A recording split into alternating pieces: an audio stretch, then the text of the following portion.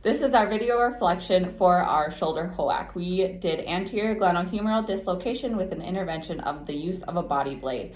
So the first question is, was the technique instructional plan appropriate? Consider the stages of it, the appropriateness of the sequence, resources, and questions.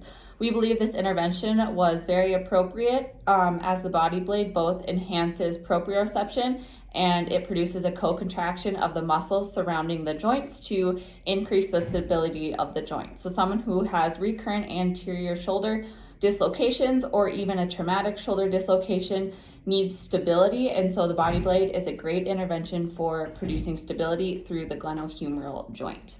The next question is, what changes, if any, were made to the technique's instructional plan as the lesson progressed, and what were the reasons for the changes?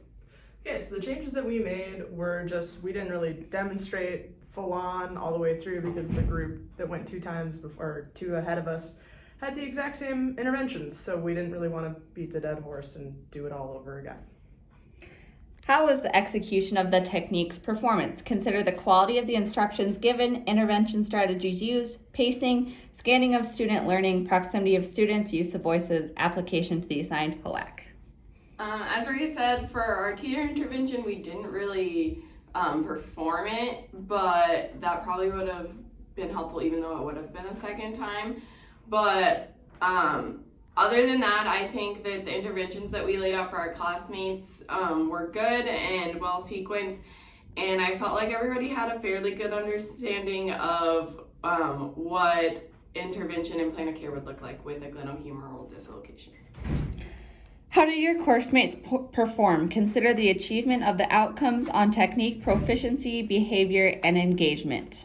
So as we've said before, we really did not demonstrate our thing, and so therefore our classmates were not able to perform. We do have the body blade sitting in the front of the classroom, so I have seen several of my classmates outside of class just pick it up and try it out. So definitely they're able to experience that, but perhaps we should have passed it around just so that they all could have experienced that and just seen what that felt like in their shoulder.